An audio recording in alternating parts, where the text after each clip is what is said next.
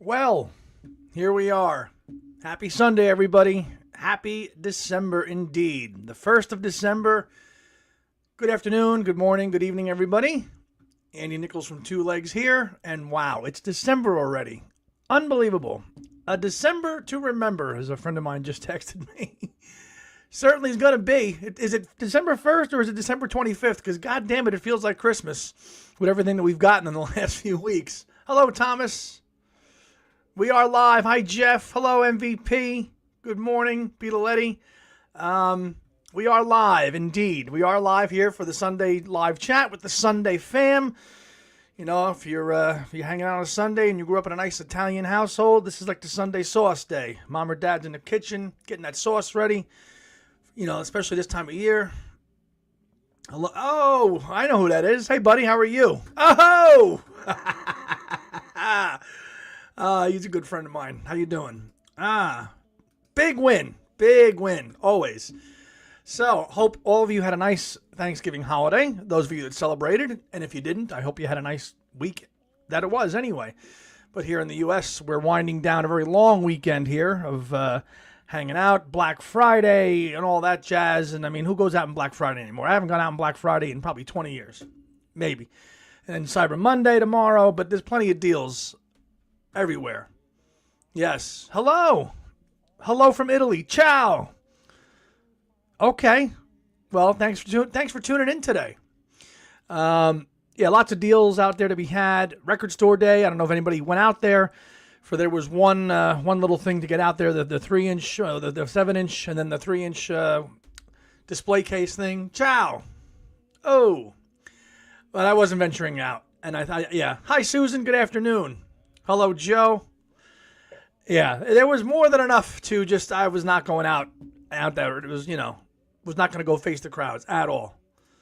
That's it. Or you wait till a couple days before and you get it all done in one shot like me. And you just go out and say, all right, going to get it all done now. Boom, done. Hello, Mr. Boyce. Good afternoon, good evening. Joe, volume 2 is, hello, Henry. Yes, I did. Yes, I did. I showed that last week. Absolutely. Joe, volume 2. These comments, I'm trying to keep up with them. Hold on already. Volume 2 is so far is so great. So yesterday, it's crazy. I get home, was out, and there's 2 boxes on my doorstep. 2. This one, Legacy, McCartney Legacy Volume 2. And also, the same day, and there go the albums. Wonderful.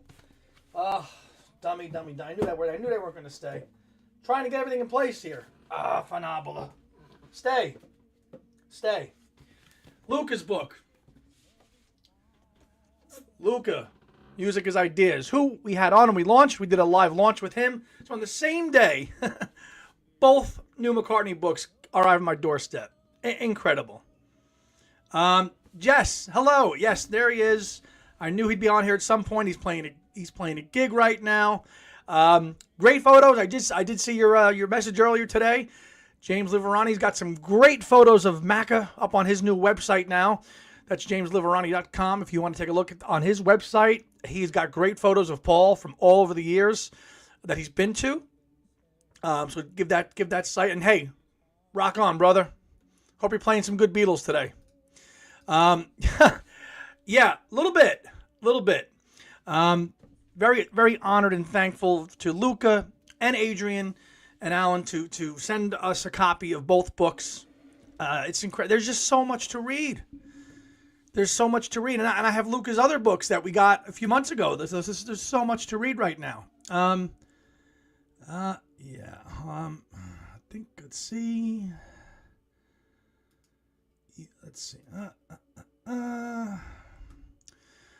Yep. I want to make sure we say hello to everybody. Yeah, well, obviously you're in Italy, so you've had Luca's books available a long time, of course. Hello, Ollie. I do. And, we Christmasified the office here a little bit. Just you see in the background. Not too much, but the rest of the house is all set up. So, yeah, what we're going to have, there he is. We're going to have a special guest join us in a couple of minutes. And if you could guess That's the man right there who said hello. Beatley Tone's going to join us for a chat because there's so much to talk about. The 64 doc, the mono albums, the book. So we're going to bring him on in a few minutes once we let everybody kind of sign on and say hello. And we'll bring Tony on in a minute as well, which will be great to have him on here because there's a lot of ground to cover with the documentary. And I did watch it. And I'm sure most of you all feel the same way. It was middle of the road. There was some nice stuff, but it was 8 days a week part 2. Unfortunately, that's kind of what I thought it was. More talking heads, not as many. The musicians that spoke were nice. I like that. I honestly, really, I have some notes I'll jot down, and we'll talk about it in depth with Tony. Ronnie Spector, I thought, was one of the best highlights of the whole thing, early in the documentary, where she talks about meeting the Beatles and taking them up to Harlem. I thought that was good. I didn't think it was that good. But I knew what it was going to be. The Jack Douglas story, which I think was great, but they tied it into, it wasn't really appropriate for this film because his story was talking about getting on a ship and going to Liverpool, which I think is great. Yeah, it wasn't great. It was okay. I'm watching it one more time. The sound was good. The cleaned up restoration of the audio, home run. And it was cleaned up a little bit visually, too. The Washington Coliseum footage was great. But I don't need 30 minutes of fans talking. And I think some of it's cool to look back at the time and see the fans going gaga and all that stuff. But the contemporary interviews with Paul and Ringo were the best. Paul looking at the photographs from his gallery were cool. But the rest of it, some of the talking heads were good, but the rest of them, I just didn't think it was that good. I liked how they ended it, though, with John, doing the whole land ho thing. I liked that. I thought the footage that they took for John, they took some stuff from the Tom Snyder show in 75 and a couple of other interviews that they pulled there for their Long Tall Sally was. And again, no complete Beatle performances, but that's a separate ask, right? We know what this is going to be. It's not going to be anything big. Tony, whenever you want to pop up, the link, you have the link, so we'll bring you on, mate, and we can just dive right in here to chat. Long Tall Sally was, and this is just another, 60 years on, so it should be, it's going to be celebrated, but we've seen all this stuff forever. Yes, those were cool. And of course, that's the one that's getting all the traction now is, of course, the one with Paul, which I won't say here on the air, but you know the one I'm talking about. Tom, I saw your post. I did see your post about it, and I know that you enjoyed it. I saw you post about it and your review of it, and it's enjoyable, but it is. It really is.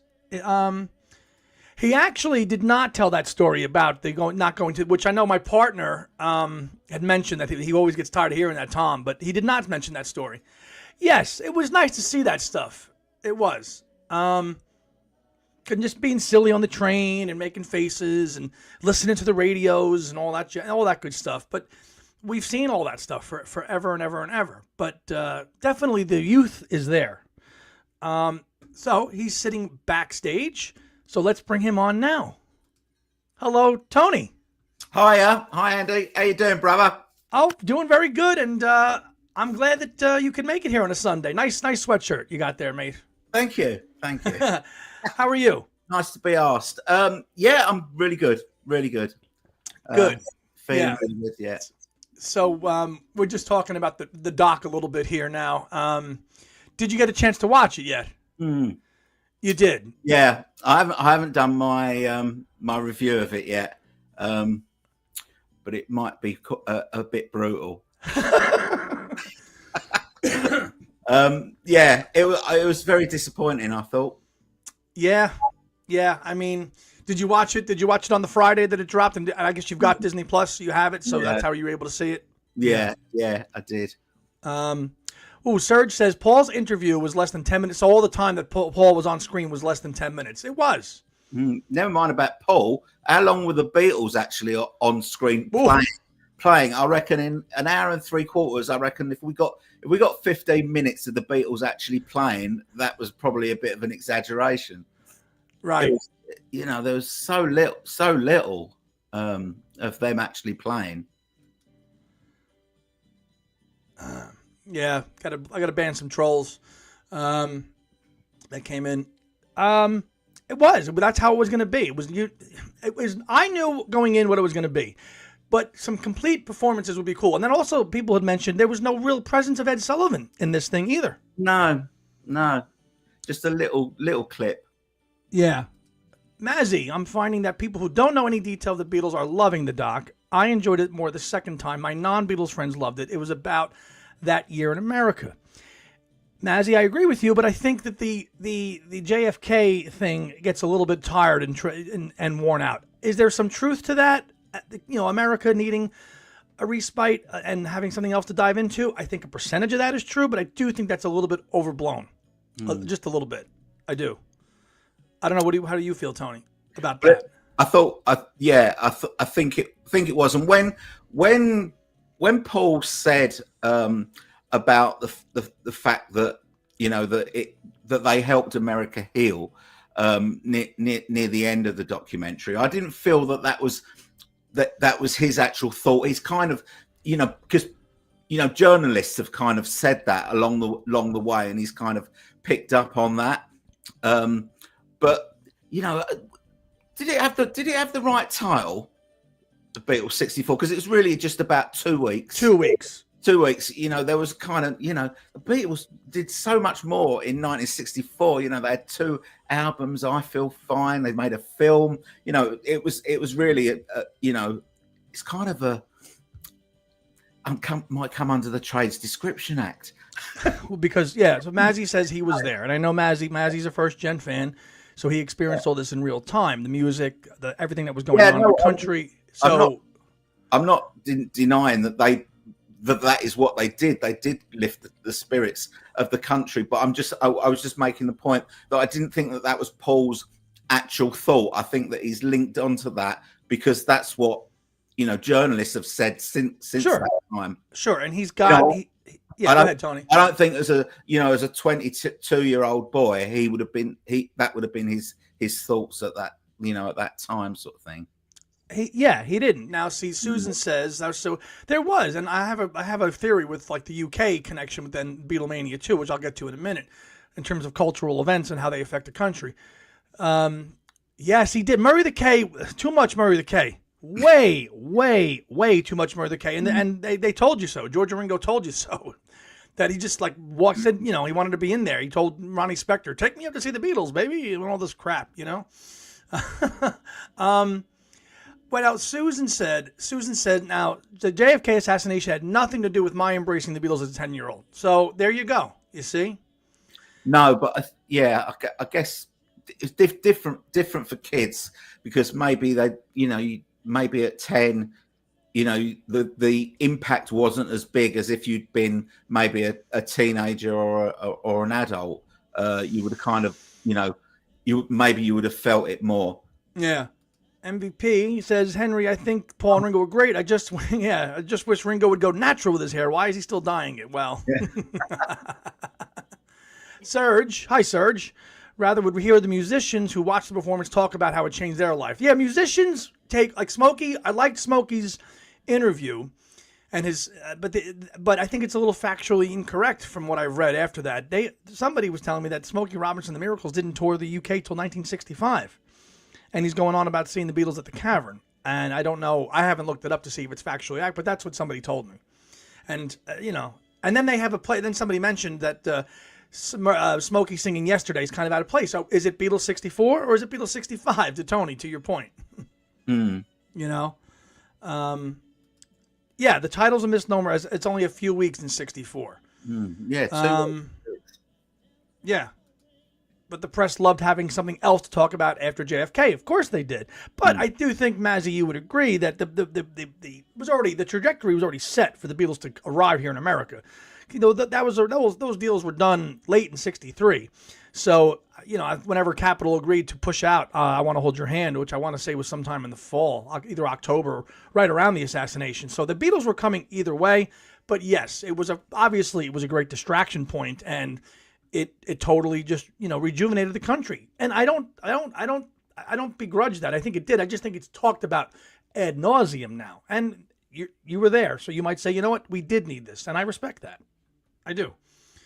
Susan says the people my age had moved on by January and February. Well, it's here today and gone tomorrow, right? That's how things are.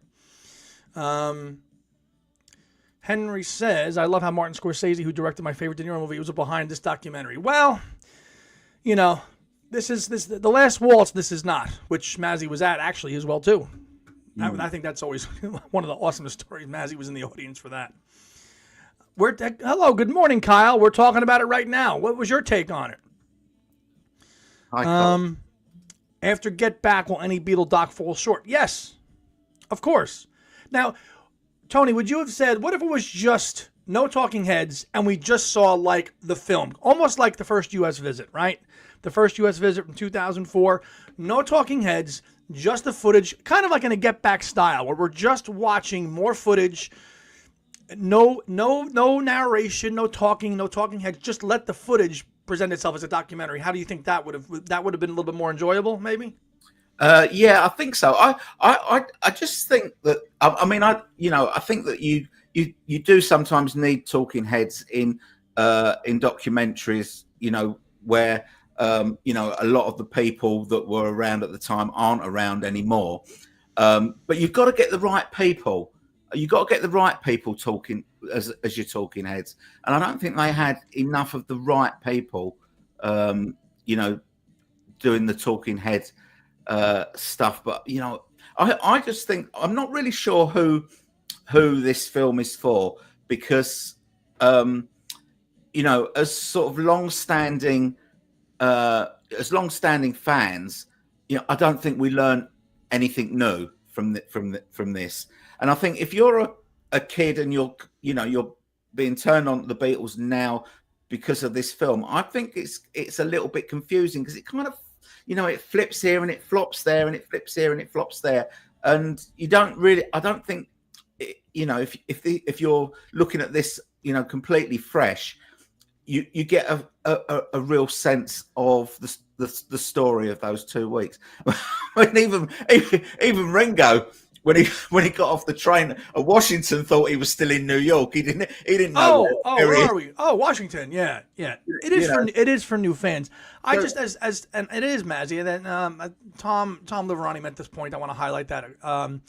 Tom says it's kind of hard to recapture what the mood was like in the U.S. 60 years ago. We no longer have the innocence of that era. Absolutely. And people like Mazzy who were there, as people are aging out, how do you capture this period and present it to a new audience? To Mazzy's point, how do you do that? If I talk to a 20-year-old person, are they going to be like, wow, did that 60 years ago? That was pretty cool. I mean, seeing boy bands and cutting sheets up and going crazy and stalking the hotel, like the footage of the girls going down the corridor, and then the cop saying, no, you can't go there. I mean, will that resonate with anybody, with younger fans? That's my question. And maybe it does, maybe it doesn't. I'm leaning on it probably will not. Some maybe, but most kids are going to go, okay. Most kids today are going to go, it's black and white. I don't want to watch that. That's what's going to happen. Yeah. Aging out. Well, that's a nice way to say it, Mazzy. Yeah, very classy, very professional. The soundtrack was okay that they released on streaming and Spotify. The Baby It's You and a few other tracks. What I also thought was kind of neglected in this film, not enough footage in Miami with Ali. Well, they did show a little bit of that there. I felt there was an overemphasis on She Loves You in this documentary, which was great. And of course we have the story, yes, yes, yes, and all that jazz. We know all that. But I Want to Hold Your Hand is referenced, but that was the song that broke the Beatles in this country, and that song should have been the cornerstone of the documentary. It's mentioned in passing as Paul's looking at the lyrics at the museum, right? But no footage of I Want to Hold Your Hand. I mean, but She Loves You was played throughout a lot of it, and I thought that was different, because I Want to Hold Your Hand was the big single that pushed the Beatles, that Capitol pushed and marketed them in this country 60 years ago, and it got scant nearly a mention in the whole thing.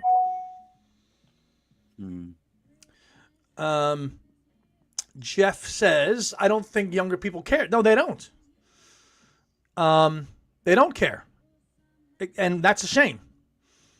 I didn't know the story about Jack Douglas. Yeah, now that's a great story, but it's not relevant for this documentary. You know why? They didn't tell you when that actually happened. I don't know if you know this, Tony.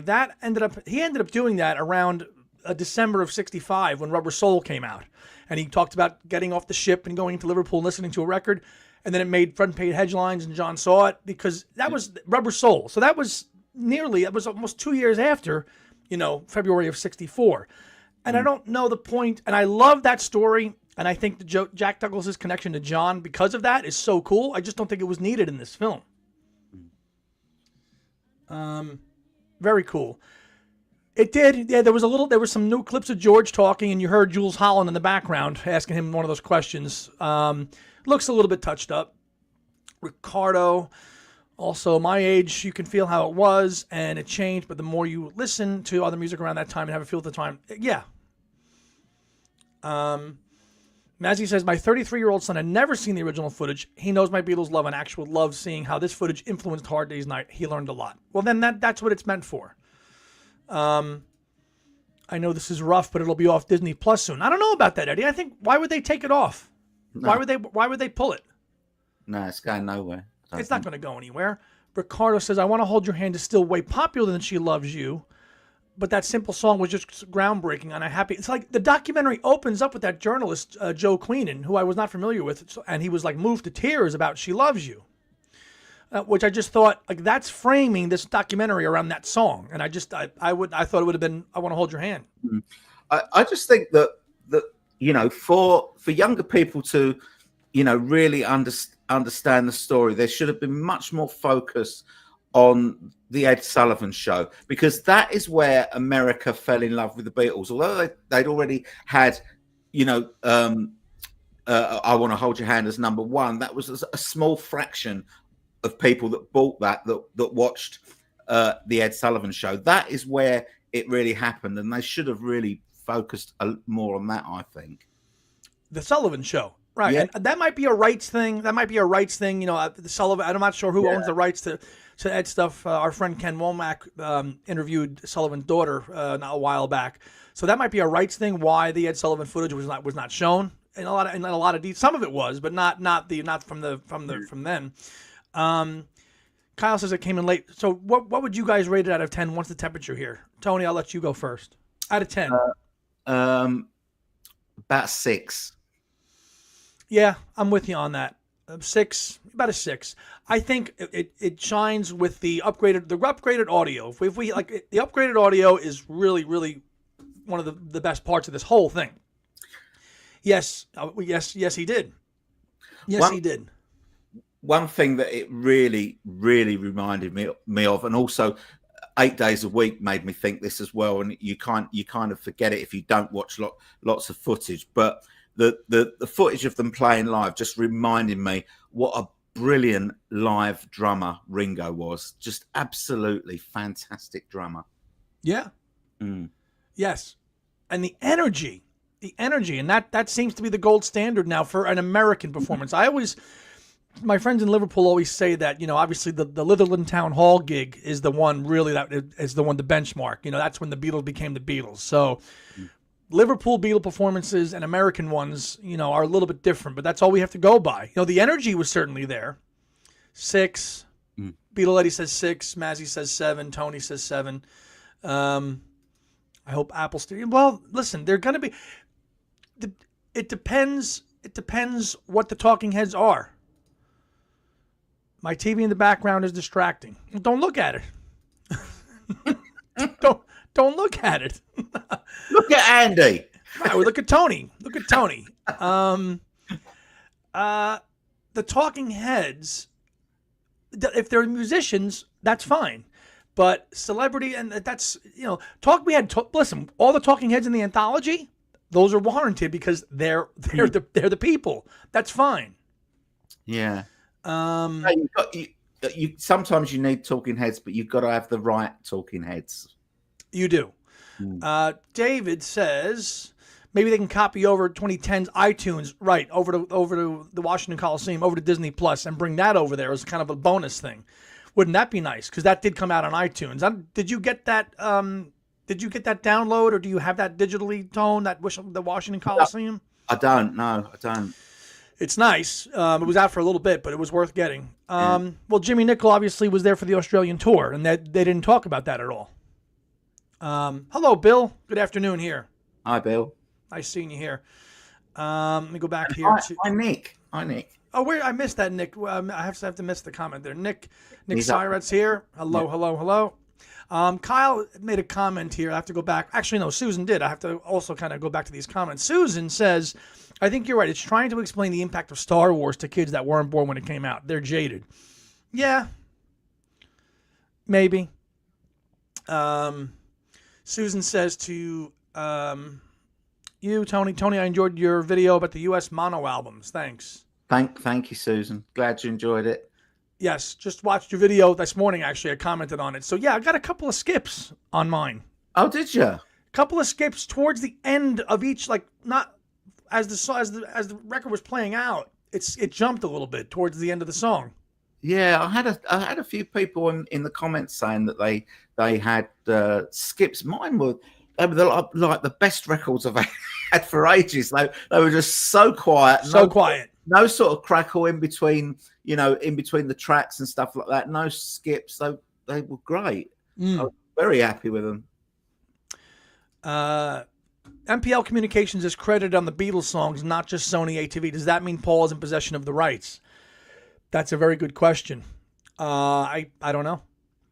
I think maybe now. Another thing to think about the credits. I noticed this too. Did you notice in the credits, Tony, that for the music listed, they listed Strawberry Fields Forever in the credits? Did you notice that? Yeah, no, I didn't notice that, but I suspect it was to do with the when he was playing. What's that instrument called that you blow into with the keyboard? Melodica. Yeah, melodica. I heard Andrew Dixon say that that John was playing the intro to Strawberry Fields on that instrument, but I didn't actually pick that up when I watched it live, and I haven't been back to watch again. But I'm guessing if that's true, that's maybe what that credit's about. Maybe, and that's been long rumored. And I was messaging with Mitch Axelrod the other day when we were talking about this, and he thinks that's just total nonsense. It's just John doing scales on the melodic. To call it Strawberry Fields, he felt was a stretch. I kind of hear it, but I do think that it's interesting that Apple is crediting that song in the credits. So they're saying that's Strawberry Fields. Is it? I don't know. Interesting.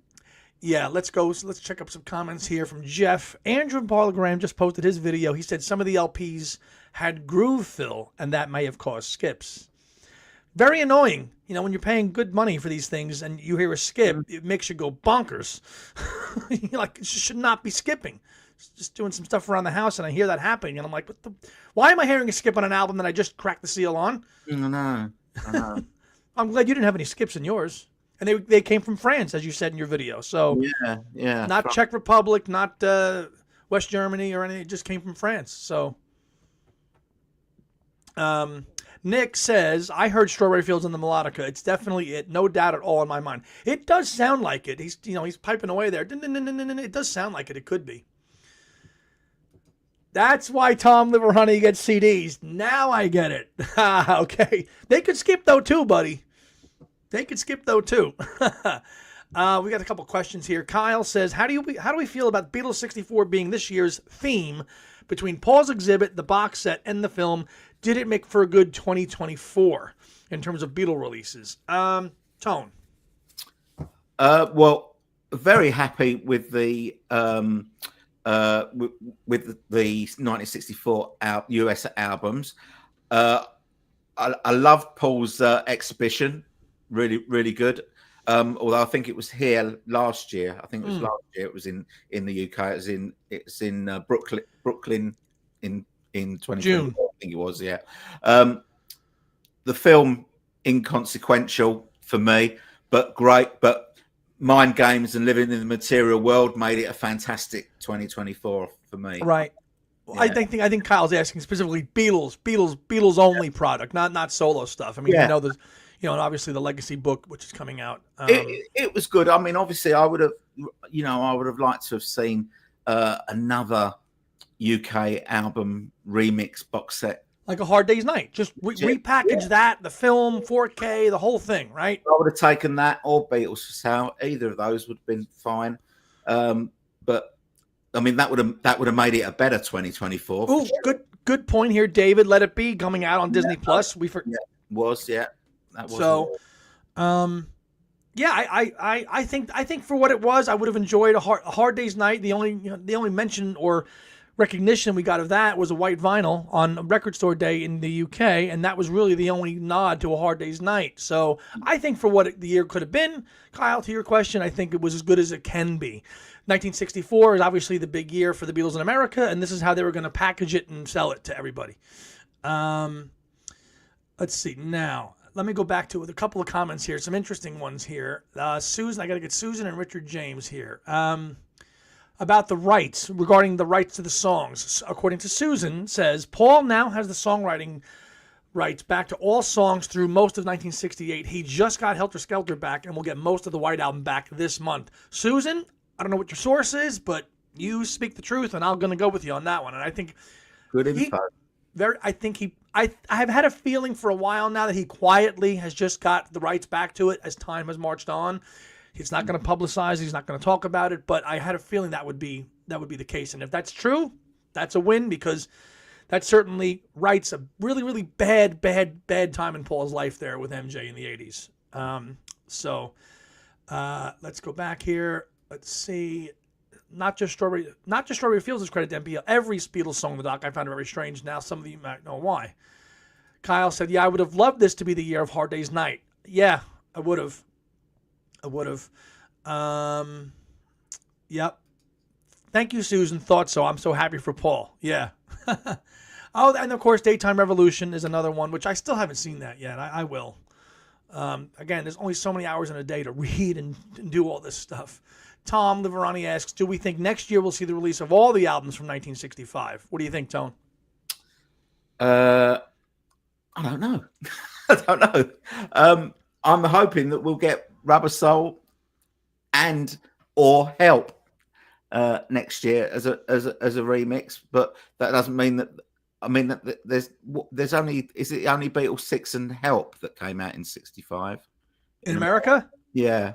Well, you had the early. Well, we have the early, but you had Help. Yeah, you had Help and Help, the early Beatles, which we got now, and Rubber Soul. and Rubber Soul, and the American Rubber Soul. Yeah. Yeah.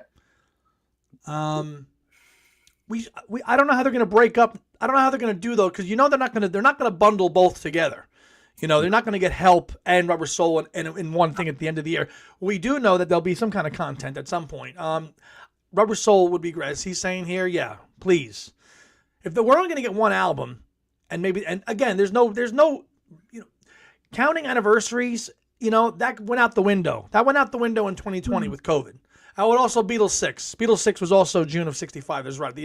One of my favorite American albums too. Yeah, also that was also in June of 65. So maybe we'll get mono albums again, part 2. Maybe they'll just continue this campaign of doing mono releases for Capitol. Who knows? Let's see. Elliot says, next up, 5 more McCartney S.H. Jap. Yeah, and Brainwashed is coming out again on vinyl. Is that right? Did not see that. Yeah, I think it's just part of what Danny announced quite some time ago, that the album were going to come out on Dark Horse. There's nothing different from on this one that's coming out for Brainwashed. It's not a remaster or a remix or anything like that. It's just the same album, but it's just coming out under the Dark Horse label. That's all. Which I'll skip on that. I've got my original from 2002, which I'll hold on to. No, nobody needs that unless they haven't got it, I suppose. Right. Matt says, while I was unable to see the exhibit, I was spurred to revisit and appreciate a new Paul's Eye of the Storm after watching the doc. Yeah. Of course yeah. Because again, the book, and again, that's some of the nice shots in the film. You just see the Paul looking at the pictures and stuff, and that was the documentary was just so fan based. It wasn't about the group. Half that documentary is about the fans' reaction to it, and I get that, but it just would have been more nice if it was about the music, a lot of it, and not so much the reaction. I did like the bit of Ronnie Spector, bringing them up to Harlem, and they thought that they were Spanish bums. They didn't. I did like that part of it. That was pretty funny. her take was good on it. I enjoyed it because she was there. So she was, she was a prime, she witnessed it all. Yeah, go ahead. Sorry, I was going to say my favorite anecdote from it was the guy who was obviously a kid back in the day, and he collected all the memorabilia, the talcum powder, and he bought the Beatles stockings and all that. And when they were taking down Shea Stadium in 2009, was it? They just destroyed that. He went there and asked the construction people to get his seat, and he had the number on the seat, and it showed his ticket with the same number on it. Oh, that was brilliant. That was just such a great moment. Really, that was cool. That was cool. And he went to them and said, "Can I have my seat, please, before you tear this down?" Yeah. That was pretty cool. But again, Shea Stadium. That's 1965. Like, what are we focusing on in this documentary? Is it the 2 weeks? Is it Jack Douglas going over to England, which was 19, or was it Shea? Like, it was kind of all over the place, you know? Yeah. Again, as somebody mentioned earlier in the comments, no, let's follow the trail like the U.S. like the first U.S. visit, right? And go and follow them from New York, taking the train to Washington, then going back, then going down to Miami, and then leaving to go film A Hard Day's Night. I heard this rumor, too, yes, that this was trimmed down. I heard that it was much longer.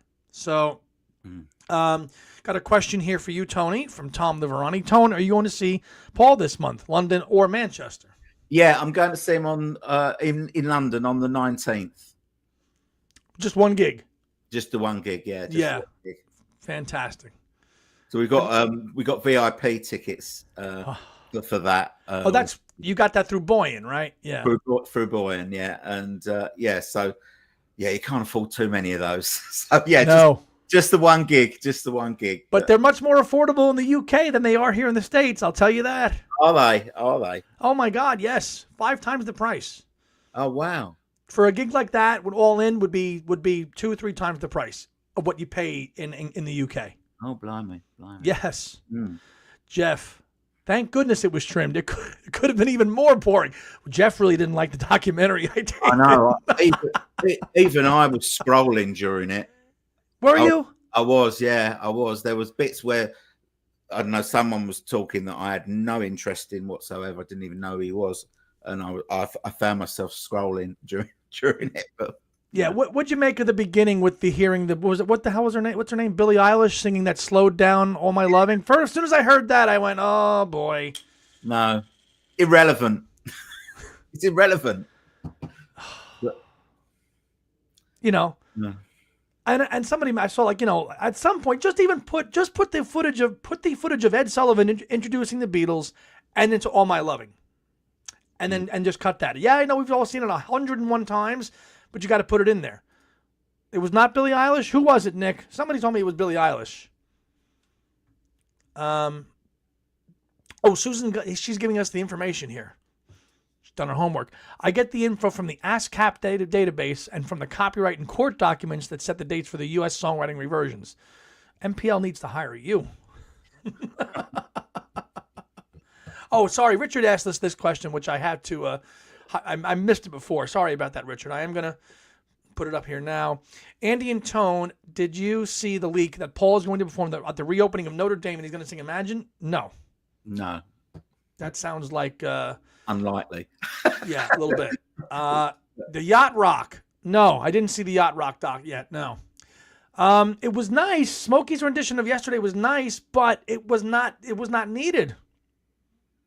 Now, I did like the Little Richard thing with the whole, and then showing Pat Boone, and I don't know if it was really related, but I always get a kick out of that because that's what Paul drew the inspiration for, showing the clip of Pat Boone doing Tutti Frutti and then Little Richard just saying, that was kind of funny, but again, not really relevant, but because Paul loves, he loves to impersonate Little Richard so bad. See, Richard, it was you. Woo! Paul, I told you. Matt says... Well, Richard says, "Mark my words, boys, it's going to happen." All right, Richard, your lips to God's ears. We'll see. If I'm wrong, if you're right and I'm wrong, you can come on the show. How about that? I think Nick is suggesting that the person that sang "All My Loving" was Kim Jong Il. Oh Jesus! You're terrible. Oh my God, we're not going there. Oh my goodness. Let me go. Matt says, tell us about the first visit DVD. How does it compare to the doc? Is it worth picking up? Absolutely, 100% essential. This came out in 2004, and this is definitely worth picking up. You've got 51 minutes of bonus footage on here, and it's definitely the way to go. This is the straight up the Maisels footage that they've shot. This is the way. This is the one to watch. This one blows that one out of the water. Kind of funny that the Carnegie Hall staff knew nothing about the Beatles when they were booked.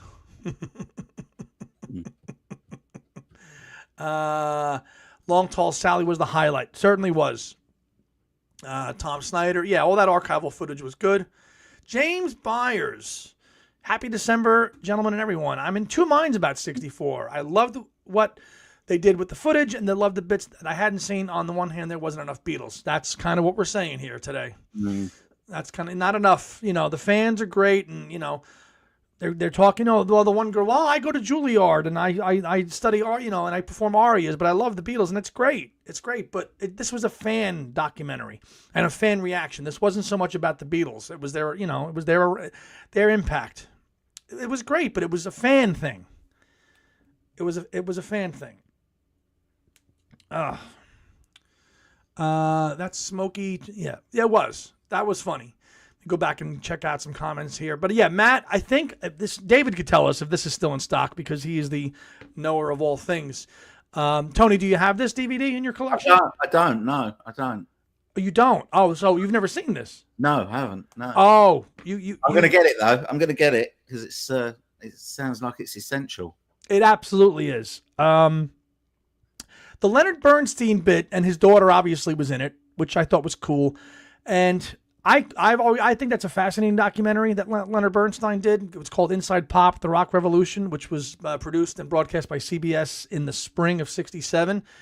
And that was a big thing because this was a trained, accomplished, you know, classical composer, giving credit to the Beatles and in that documentary, Brian Wilson and a few other people, and playing things off Revolver and things like that. And she said, and I think that I understand why they put that in there too. Obviously, his daughter was in the documentary, so that's why maybe they showed it. He was.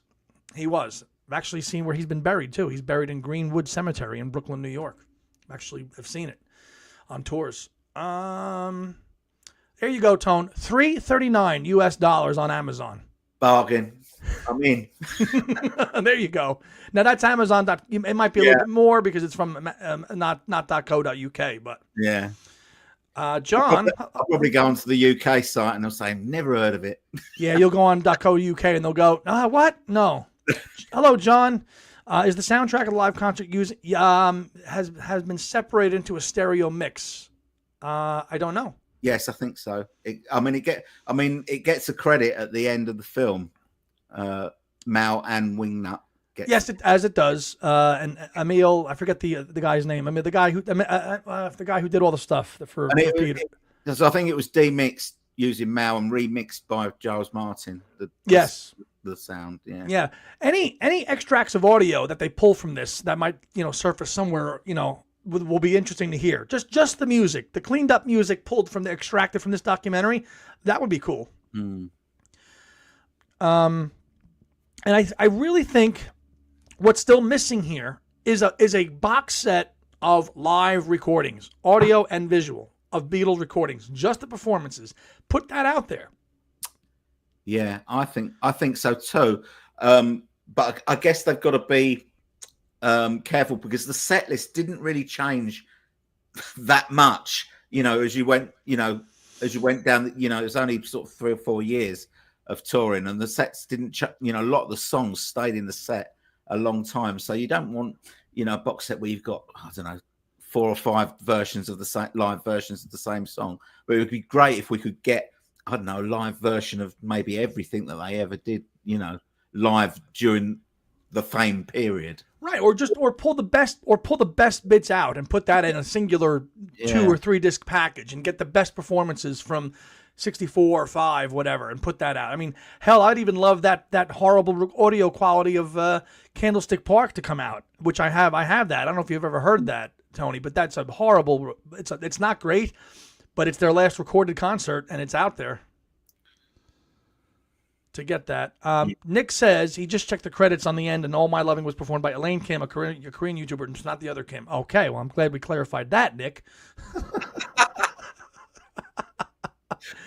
It would have been brilliant if it had been the other one, though. Oh, my God.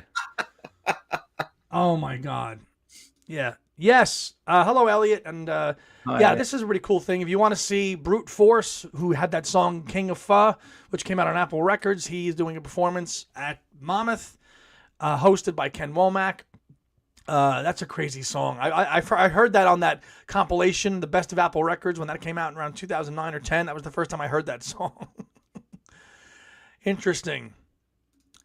David, I'm glad you brought this up because I was going to segue into what you talked about. So now there's like a quasi-legal release out on Amazon for like $23, multi-disc set of live stuff, which as an open domain release. It's out there. David told me about it, and I got it. It's like 9 or 10 discs. And what does it sound like? I don't have it yet. Oh, right, okay. But it's one of those kind of copyright dumps, you know. Yeah. Well, I personally think 10 disc set. If they are going to put out a live, live performances, then they do need to be cleaned up and the screaming turned down and the music turned up and basically remixed it. If we're going to get a live album, let's get one that sounds really good. That sounds using the best available stuff. Yeah. For you, Tony, the first U.S. visit on Amazon.co.uk is $6.95 for a used copy. Thank you. MBT. Thank you for that for Tony. Tom's asking, does it identify where they were recorded? David, if you can answer Tom on that. Yeah, so mine should be coming in a day or two. It was cheap. So just check that out too. David, you could just tell us the name, put the name of the official title so people can go search it up and find it. Now, moving to the mono albums, I want to go to that because I want to get Tony's take because I watched his video and I want to get his thoughts on some of them as he went through them on his video, which is up now. Let me see here. Out of all of them, I think Beatles 65, which in all my years of knowing it, I did not realize the photo is meant to represent the seasons. I did not know that. Okay. Until I saw it in your video and then I read the sleeve note. I mean, they're umbrellas but I think Beatles 65 and in your video, and this was the one I was curious the most about your opinion on as a UK, fan and citizen, because you hear the reverb on a lot of the tracks, especially "I'll Be Back" and "I Feel Fine" and "She's a Woman." Now you liked "She's a Woman," but you hated "I Feel Fine." Yeah, it sounded like a mess to me. But I really liked "I Feel Fine" with the reverb on it. But the reverb on those 3 tracks that you said, "I'll Be Back" and the 2 sides of the single, the reverb was put on by George Martin rather than Dave Dexter, and so sent over, with the reverb on them already. Right. So maybe he was asked to add the reverb. So yeah. Dexter did not add that. No, George Martin did, and also apparently, "I'll Be Back" is supposed to be at a slower tempo, but I timed them both because it wasn't noticeable to my ears that it was a slower tempo, and I timed both the songs, and there was about 1 second difference between the two, so it couldn't have been that much slower. It depending. I know what you're saying, and it does to my ears. It does sound like it's a little bit slower, maybe slowed down by maybe a semitone or very compared to the one on "A Hard Day's Night." It does sound a little bit slower and more echo. Now, Jeff makes a great point, and I love that we got the mono albums reproduced, but man, what I love them. If you thought that they were loud in mono, Tony, you need to hear this in stereo, because if you think it's loud in mono, in stereo, as Jeff's saying here, the reverb on Beatles 65 is way more. Not just "I Feel Fine" and "She's a Woman" and "I'll Be Back." The drenched of the reverb on all the tracks on the stereo is crazy. Yeah, okay. But yeah. going back to the sleeve though. Yeah, go ahead. Because I didn't know about the Four Seasons either, but it's in the Bruce Spicer notes, so Yes, that's where I got that from. But it's just the spring one is fantastic because Paul and Ringo are holding springs. Yeah. A literal translation, which then made me think, and I should have said this in my video, but I didn't think of it at the time. But of course, you guys call autumn fall, don't you? We do. And if they wanted a literal translation of that in a picture, it would have been great to have them just all falling over. Doing this. Yeah. Yeah. Yeah. I mean, I've got about, I don't know, 4 or 5 copies of this record, and I never noticed that. I'm like, oh, it's just umbrellas and, you know, and I've got Bruce's books, and I've read, and I've leafed through most of them, photographs and reading them all, but God, they're all so great. I mean, I don't know. Do you have a lot of Bruce's books in your collection, Tony? No, I don't have any. Any. Susan didn't realize the 4-season motif for years, and I liked in your video. You said, no, it's the seasons, not the 4 seasons Frankie Valli. Yeah. We've got straight from Ireland, and we've got Mr. Owen Ling. Hello, Owen. Hi, Thanks Owen. for being here today. McCartney Legacy 2 is superior to the first chapter. If you enjoyed half as much as I did, then I've enjoyed it twice as much as you. Okay. Susan is saying, you're welcome to Jeff. I enjoy tracking Paul's songwriting revisions. Paul will finally in 2027 get back everything for which he sued Sony and ATV. Several Ram songs, U.S. rights. Again, this is only in the U.S. too. Interesting. James says, all my Beatle albums are in mono because I only have one ear. Excuse me. The name of the set, Tony, is on Amazon. Rock and Roll Music, Live and Rare, 1962 to 66, The Beatles, if you want to look that up. Pretty cheap. I think it was $23, and you can get the deals now because on Amazon with the Black Friday jazz. So you can do that and look and get it up and try to find them. But it should be there. Tone is probably like me. I'm selective on my Beatle books these days. Yeah. I'm just struggling to get through them all. I'm still reading John Blaney's book. Have you finished that, Andy? No, I have not. Yeah. I'm reading 3 books right now. Yeah. Luca's, Legacy, and Blaney's. Hello, Captain. The Beatles for Sale stereo mixes on the Beatles 65 are the same. Yes, the stereo mixes are the same. And I like that with a couple of albums, Dave Dexter did keep the programming kind of similar in certain instances. He kept the running order for like 9 of the tracks with the Beatles and brought it in to make the Beatles, but then adding the singles on it. That same formula he did with Beatles 65 by adding the 2 singles and throwing them on there, mimicking almost the Beatles for Sale album, which I thought was, all right, so he's not totally butchering. He's trying to keep some, of the UK running order intact a little bit. So out of all the American albums on the mono ones, which one's been your favorite to listen to? I think Beatles 65 was my favorite, but the one that had the most impact for me was Meet the Beatles, because that just rocks. I mean, I wasn't expecting it to be as loud and as raucous as it was, and as I said in my video, it kind of reminded me a little bit about punk music that I grew up with in the 70s. That was the same loud and in your face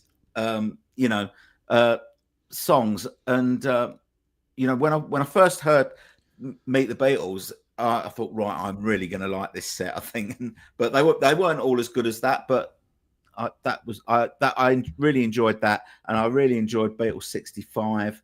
I thought Something New was good as well. And the second album. The only one I didn't really like was the Hard Day's Night soundtrack. It didn't really do it for me.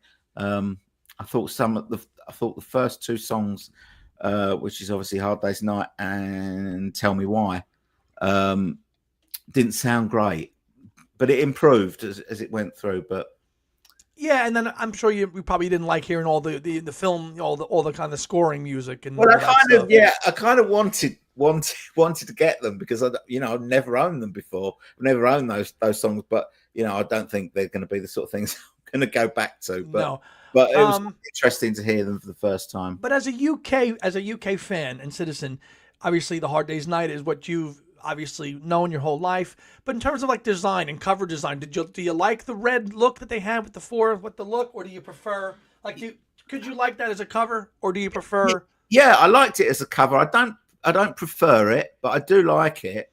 Yeah. I kind of like the American cover. If you put the British LP inside that, then that would be a hell of a record. Yeah.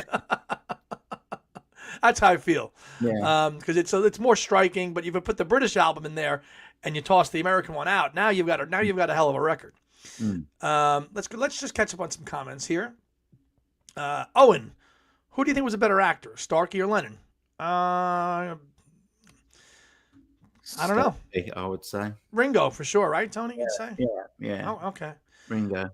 James, what I meant earlier was that I found the talking heads got in the way and each scene was too choppy. I felt a diary chronological approach would have been better. Yeah. Agreed. Yes, agree. James enjoyed it, but I never felt like I was there. Because that, and you might have missed this when we said it, that was just, we're not listening to anybody talk. We're like a fly on the wall, just watching those sessions for 8 hours.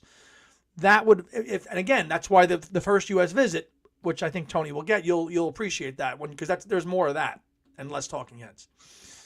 Tom says, looking forward to reading some obscure things that happen on Paul. Yeah, I'm up to about chapter 7 of that. I've had it digitally for a while, but I'm not. My partner in crime is a few chapters ahead of me, but it's quite larger than volume 1, like double the size. I don't know if you saw their post on their social medias, but it's a whopper.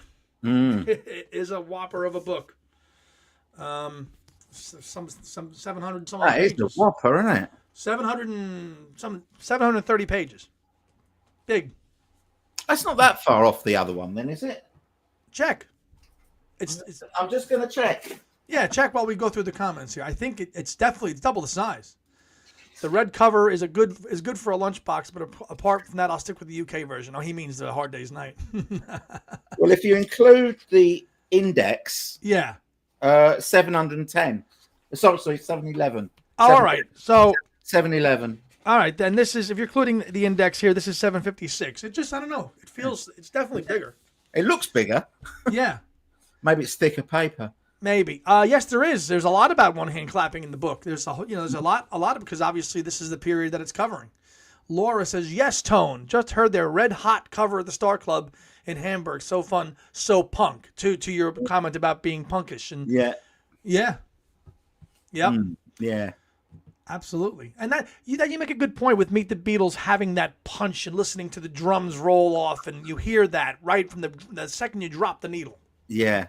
It's fantastic. I loved it. So you could understand why Americans were totally excited by this. Yeah, totally. I mean, it's difficult. It's difficult to approach it with hindsight.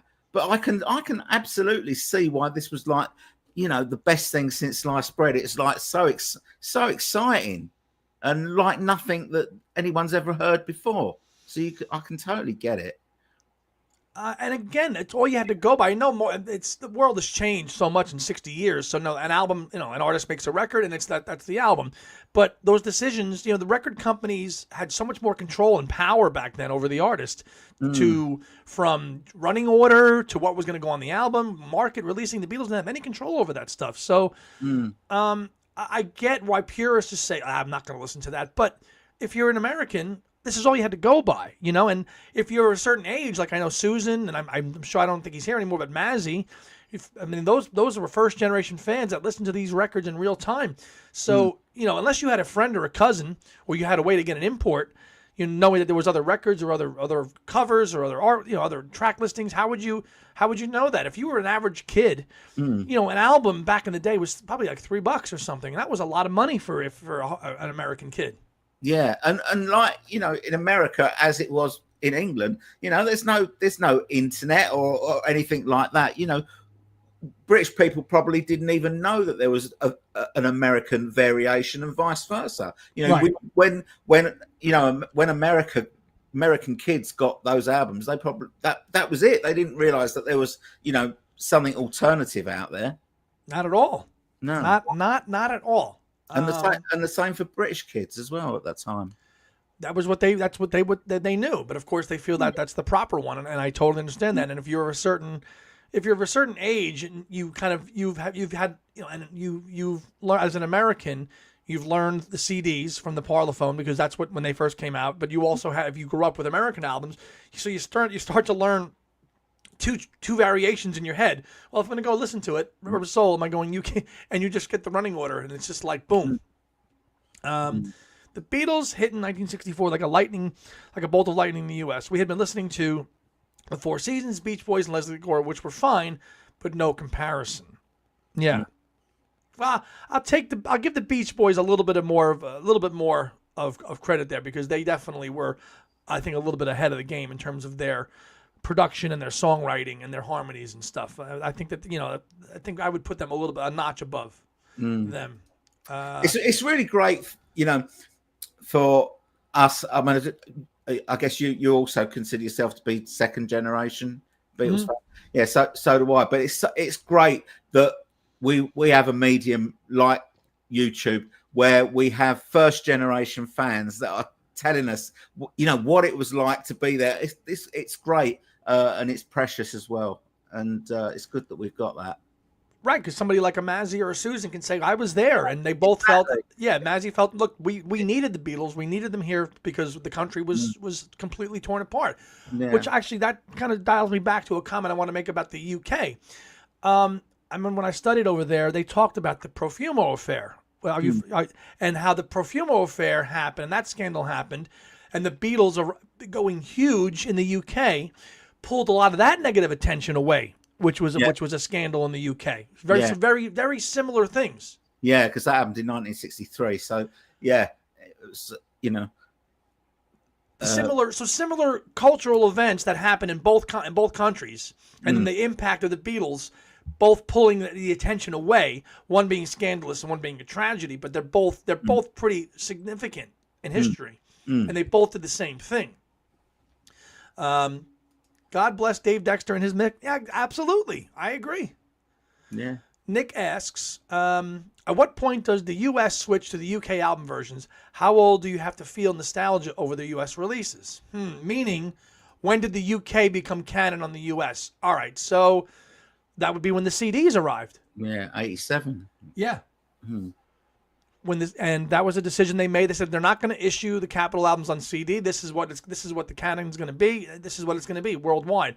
So that's when they became canon on the first run of CDs in 87 or 88. Yes, as David said.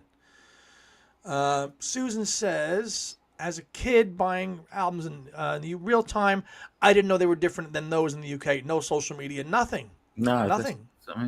Yeah. We've got a question here for you, Tom. We'll get to that one in a minute.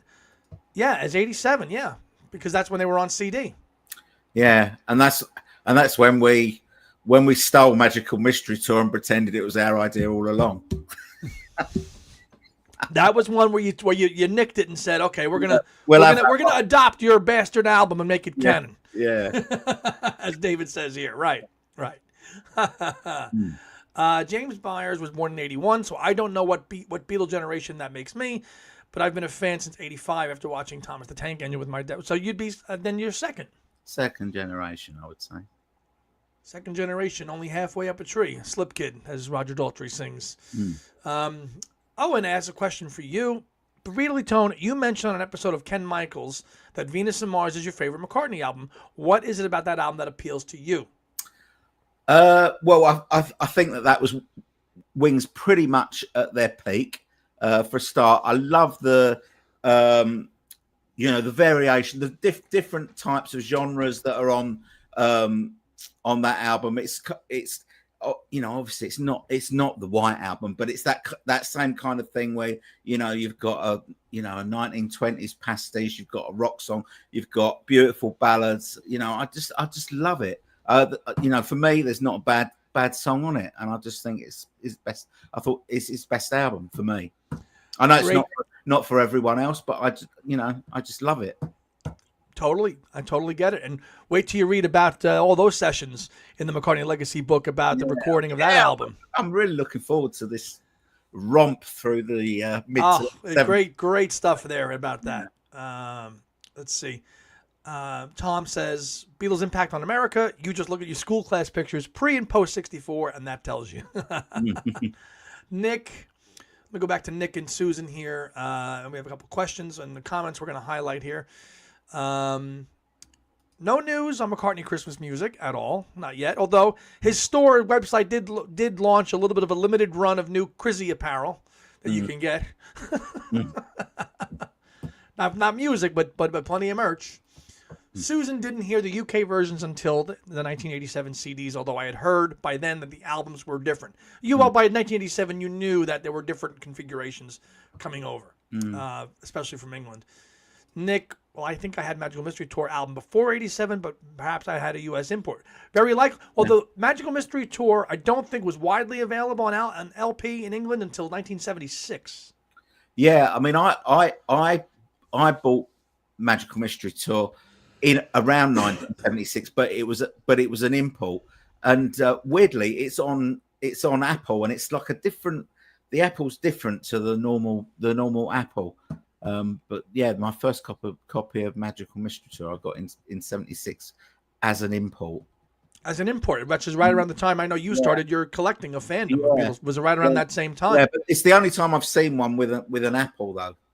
All my other ones have got Parlophone, haven't they? Or Capital. I think Capital. Okay, let's catch up on some comments here relating to this here. All right, Jeff, you have a good Sunday. Thanks, Andy and Tone Fun. Thank you, Cheers, Jeff. Always a pleasure to have you on here. Yes. Owen says, good answer, Beatley Tone. Thank you, Owen. for Venus and Mars. Let's go back here to Kyle. What was the Paul album you most listened to recently? I just threw on Pipes of Peace. There you go. What was the one? What'd you listen to? I'm just trying to think. The last one that I listened to was Speed of Sound.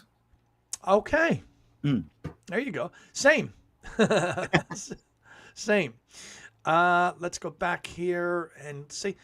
Tony's Band on the Run of Venus and Mars are tied for his favorites. Dean, Bill, I got to get Bill's comment highlighted here too. Bill, does the McCartney Legacy book discuss the override deal with Capitol? As I was under the impression this deal was made in the 70s. I don't know yet. I think it probably does, but we'll find out.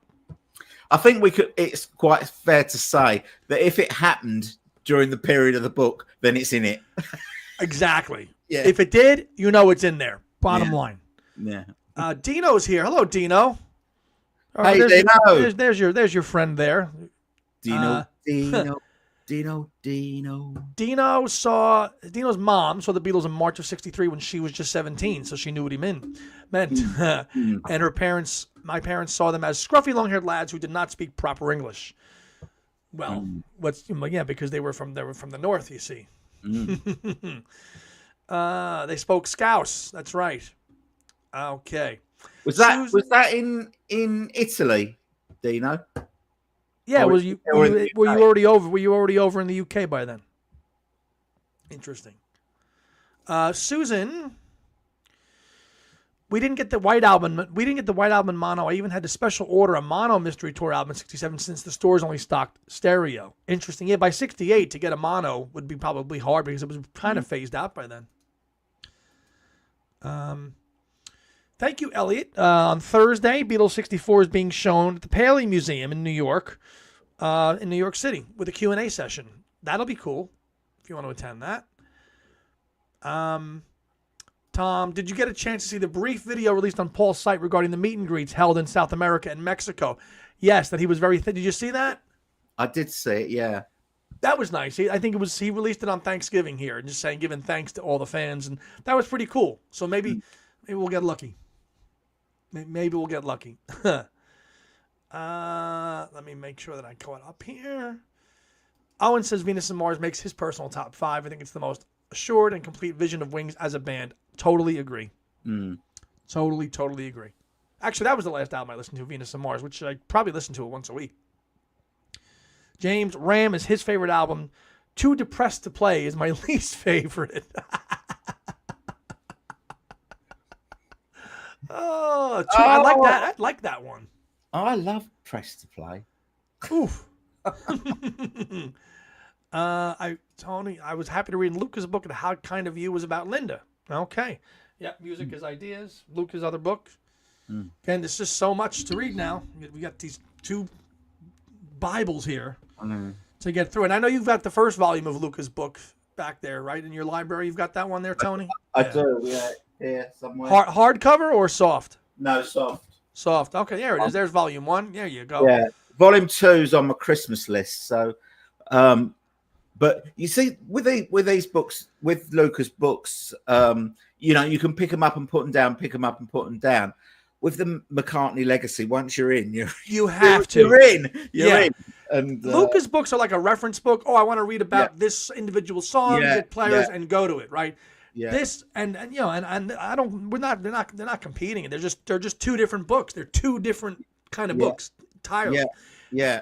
I mean, you know, if I'm talking about a specific song in one of my videos or something, and I need to do a bit of research, I won't go to, McCartney Legacy. I'll go to either Luca's book or 8 Arms to Hold You, if it's a solo. Yeah, because you can search it up, and Luca's got a nice indexing style and a numbering system. While the songs, which we talked about in the live stream, if you want to look up a number or a song, you can just look it up quick and get some quick info on it. So 2 different books, but they both require reading, and it's going to be nice. Let me see here. Matthew says, in 1987, the individual waves of CD releases was much anticipated. I distinctly remember many in America complaining about the first 4 being in mono. Yeah, the first 4 were in mono, and they were not happy. They were not happy about that.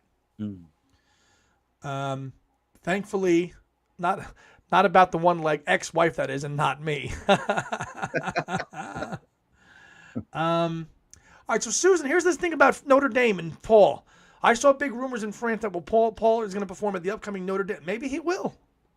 That's the second person that's mentioned that. If he does that, he's not going to play Imagine, I don't think. No, I don't think so. Anyway. Yeah.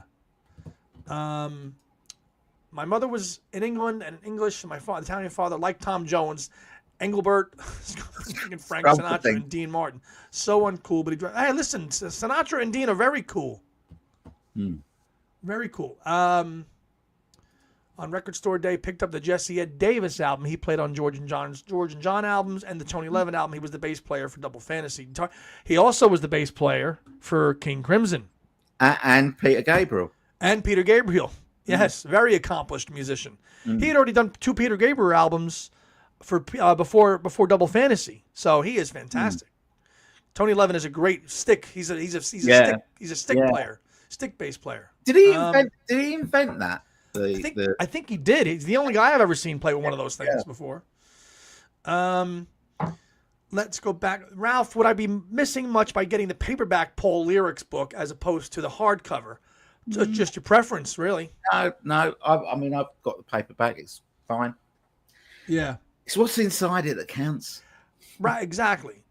I think he has shows in France around that time. People are suggesting it's Let It Be. Well, if he's going to do a one-off thing like he did at the Jimmy Buffett thing, he'll just play Let It Be and call it a day. She's going to Paris for both concerts. Never Say Never. Okay. Tony Levin was picked by Jack Douglas for Double Fantasy. Yes, he was. Tone. Oh, wait a minute. You gained 7 extra. No. Well, yeah. Yeah, you do. If you get the paperback, you get 7 more songs of the lyrics book. You do. So if you're going for that. Tone, I'm not after them, but did you sell the McCartney O2 tickets? Yes, I think so. I'm waiting for someone waiting for him to come through with the money, but I've got someone that is interested in buying them. Yeah. All right. I'll just announce this now too, since we're kind of talking about the books and stuff. We on Two Legs, now that it's December, the book is coming out on the 10th of December. You can buy it. It's out then. On December 10th, time to be determined, we are going to do a live press launch of the Legacy book with Alan Kozin and Adrian Sinclair live on our channel. Time to be determined. And we'll do a Q&A, just do like a Sunday chat, but we're going to do it with those guys, which we just have to work out a time as Adrian's in the UK. But when we have a time, we will post that and have that out there so that people can tune into that. And we're very, very proud and happy that they both agreed to do that and launch the book. virtually, as you say, because there is no in-person launch like there was for Volume 1. So I had reached out and we asked, and they said yes. So that will be a really, really fun thing to look out on the 10th of December sometime. Yes, live on December 10th, a live airing. Yes, That'll be great. yes, it will. Let's catch back up on the comments here. Tom Liverani says, originally John wanted to have Willie Weeks play bass on Double Fantasy, was busy working with George. Yes. Well, listen, Tony Levin's not a bad fill-in at all. Susan says, show Tone the money. You better get his tickets. Yeah. Not then. I'll still be here. I'll still be here for that. After I'll be leaving.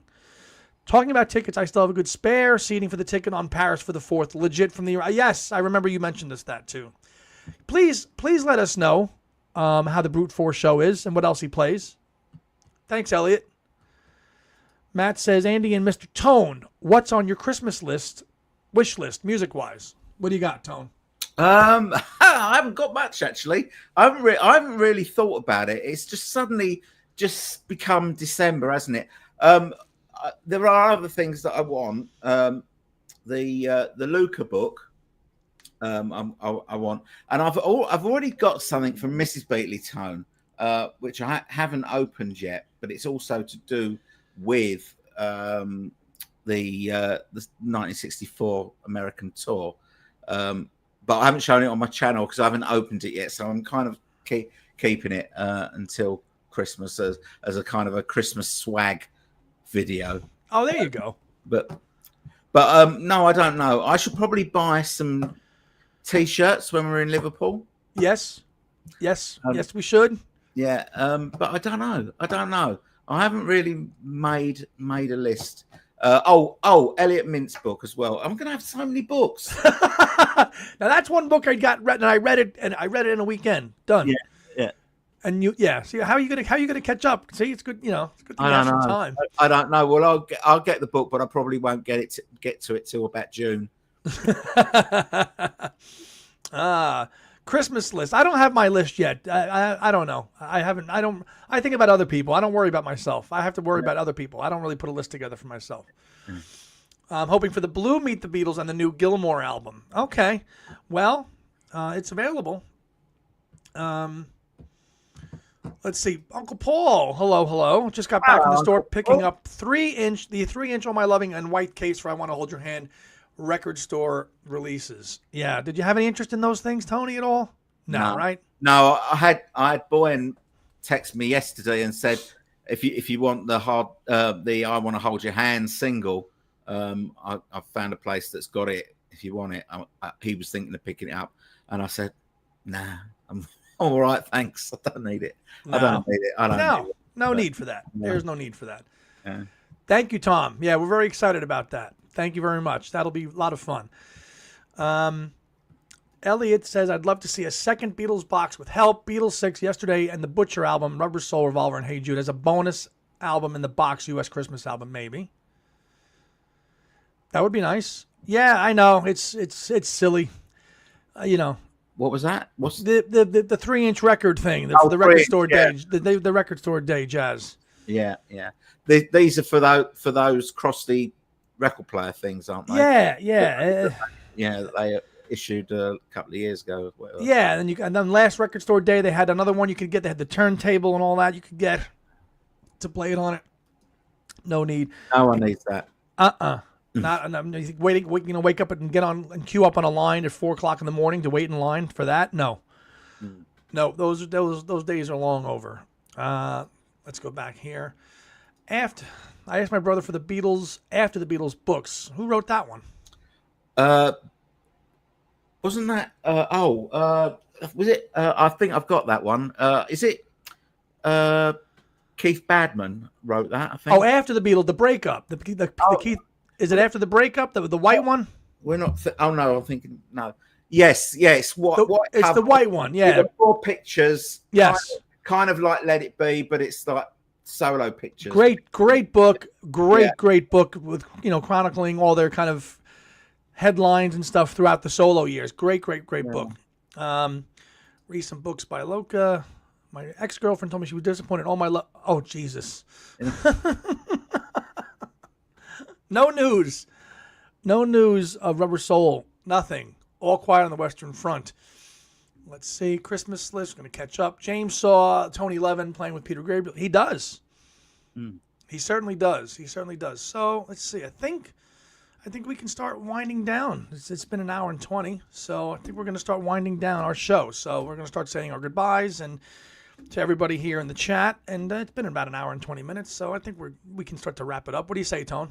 You ready? Yeah, if you want to. Yeah. All right. Well, I think that'll be it for this Sunday. So everybody, thanks for being here today. If you have any last questions, you want to get in here before we sign off and say goodbye. Dino, Uncle Paul, MVP, Tony, James, Nick, Tom and James Liverani, Susan, of course, Matt, Lisa from Italy, Owen Ling, of course, everybody. I just don't want to miss anybody. Ralph, Elliot, David, of course, was here, M. Burley, the clowns who we booted, but you had to go anyway. Jeff, of course, was here. Bill Leary, Kyle Hand. I think that's just about everybody in the chat. Yes, pretty much that's everybody. So I want to say, I'm just making, John Bazzini was here as too for a few minutes, and Elvin, and Serge. So yeah, this is why I like to do this. Joe Mantaneo. I don't want to miss anybody out here. MBT, Laura, Beatletti, he was here for a little bit too. And Mazzy, of course. Mazzy was here too for a great chat on the film. We'll get him on here on a Sunday maybe if he wants to. Mazzy, if you'd like to do a chat on a Sunday, reach out and we'll have you on. And maybe we'll do a multiple chat here. Ricardo was here as well too. So, Ollie as well. So, all right, gang, that is going to do it. Live on the 10th. We've got a show coming up probably in a week or so on Two Legs to do that. Check out Beatley Tone's most recent video, which he kind of gave you about a 30-minute take on the U.S. mono albums, on his impressions on them as a UK citizen and fan, which was really, really interesting. I was waiting to see it for a long time because I always wanted to see what a British citizen thought of these American albums, and that's on his channel now. What do you got coming up next on your channel, Tone? Well, I need to do a review of the film, the Beatles 64, and I've got a pile of Wings albums over there that are going to be featuring in my next video. I'm going to be doing a McCartney series, a mini series, and the first episode of it is going to be Wings songs that I love, but I think everyone else hates or doesn't, or gives no love to. So some deep cuts that I really like, and so that's those two are probably coming this week. Oh, good. So that's Beatley Tone's Beatle channel. Give him a like and follow if you don't already, but I'm sure you all do. So for Tony, I'm Andy, and we'll see you on the next episode of Two Legs. Stay tuned. Happy December. It'll be a December to remember. Peace out. Talk to you all soon. Bye-bye. Cheers, Andy.